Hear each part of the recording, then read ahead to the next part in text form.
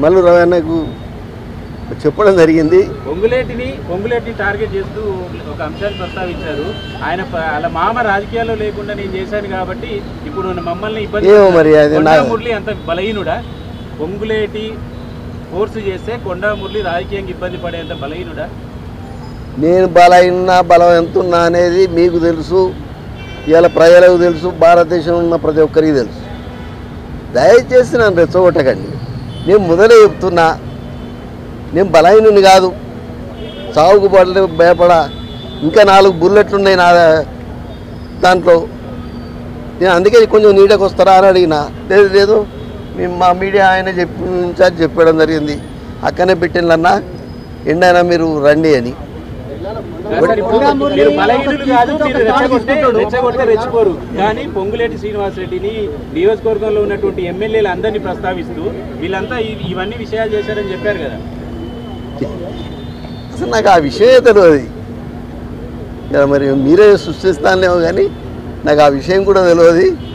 ఒకటే మాట చెప్తున్నా మీకు, కాంగ్రెస్ పార్టీని గౌరవిస్తా అని చెప్తున్నా. రేపు పొద్దుటి రేవంత్ అన్న మరి కాలకాలం సీఎం ఉండాలని కోరుకుంటున్నా. ఈడ బీసీ నాయకుడు మరి మహేష్ అన్న రేపు ఇంకా పదవులు రావాలని కోరుకుని గాంధీ భవన్కి రావడం జరిగింది.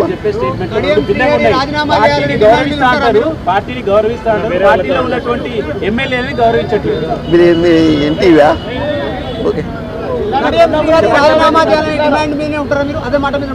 ఎవరు?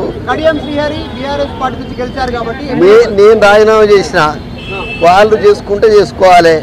నేను మాత్రం రాజీనామా చేసి యునానిమస్గా భారతదేశంలో ఎమ్మెల్సీ ఎవరు గెలవలే, నేను ఒక్కనే యునానిమస్గా గెలిచిన. ఏ పార్టీ కూడా నామినేషన్ కూడా కనీసం వేయలేదు. అయినా బయటకు వచ్చినప్పుడు నేను రాజీనామా చేసినప్పుడు ఆ రోజు మరి ఎవరైతే గౌడు మన టీఆర్ఎస్లో ఉండే ఆయన చెప్పిండు మా చైర్మన్ గారు, బీసీలల్లా నువ్వు ఒక మొగోనివన్నా అని. అర్థమైంది కదా. ఈ బీసీలను ఓరకపోతే ఎట్లా? మీరు కూడా మమ్మల్ని కావాలని రెచ్చగొట్టుకుంటా. దయచేసి బీసీలను గౌరవించండి. బీసీ అది వాళ్ళకి ఎన్ని ఇబ్బందులు ఉన్నాయో నాకు తెలుసు. నేను మొన్న కూడా మాట్లాడినా, నేను అక్కడ వరంగల్లో మాట్లాడినా. మాకు తెలుసు అణగారిన వర్గాలు ఎలా ఉంటాయి. గత 45 ఏళ్ళ బట్టి నేను వాళ్ళ కోసమే పోరాడుతున్నా. నా పేరు కొండా మురళీధర్ పటేల్ ఉంటే నేను కొండా మురళి అని పెట్టుకున్నా. నాకు మాఫీ మీకు ఒకటే చెప్తున్నా, ఫోటో కేసులో టాడా కేసులకే నేను భయపడలే.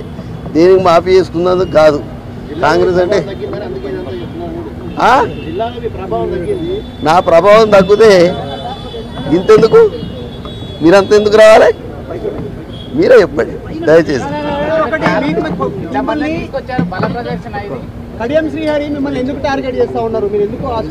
దయచేసి ఒకటే మాట చెప్తున్నా, నేను అంతర్గతంగా లోపల చెప్పినా.